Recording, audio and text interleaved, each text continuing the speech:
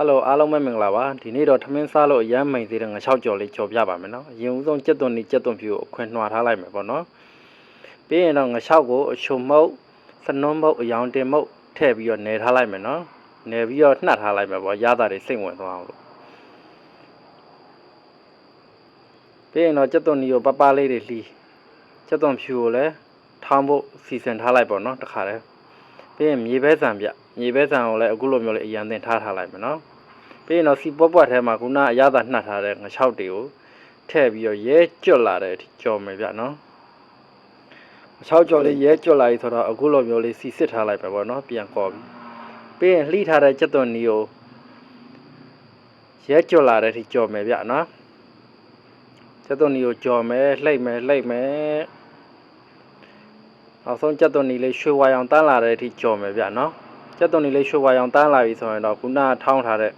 မြေပဲဆံမှာရောသမအောင်ထပ်ပြီးတော့မှုေမယ်ဗျနော်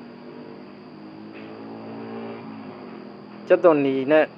မြေပဲဆံတသားတည်းဖြစ်လာအောင်ရောကြော်ပြီးမှုေပြီးရင်တော့စားလေးအနှဲငယ်ထည့်မယ်ချုံမုတ်လေးအနှဲငယ်ထည့်မယ်ဗျပြီးရင်တော့ထပ်မှုေမယ်စားထည့်တာငါ6အတွက်မဟုတ်ဘူးနော်ကြက်သွန်နီအတွက်ပါငါ6ထဲမှာပါပြီးသားဗျပြီးရင်ခုနစီစစ်ထားတဲ့ငါ6ကြော်လေးကိုရောထည့်ပြီးတော့မှုေမယ်နော်သူတို့ရောသမအောင်မှုေမယ်ရဲကြော်လာတဲ့ထိရောသမအောင်မှုေမယ်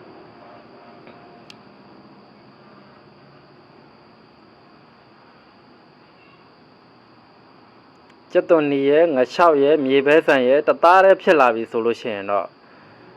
ငရုတ်သီးမှုန့်ထည့်မယ်ဗျငရုတ်သီးမှုန့်ကိုအဆက်စားနိုင်တဲ့လောက်ထည့်ပါနော်ကျွန်တော်ကတော့ဆက်ကလေးစားချင်တာနဲ့9ဆုံးလောက်ထည့်လိုက်တယ်ဗျ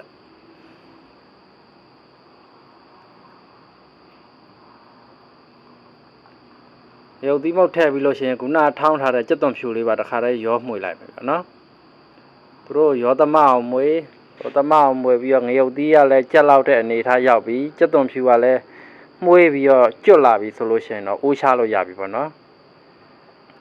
ဒီနေရာမှာပြောချင်တာကြက်သွန်ဖြူကိုနောက်ဆုံးမှထည့်တာပိုကောင်းတယ်ဗျသူကအကြက်မြန်တဲ့အတွက်အရင်ဦးဆုံးမြန်ထည့်ပလိုက်လို့ရှိရင်ကြက်သွန်ကြီးက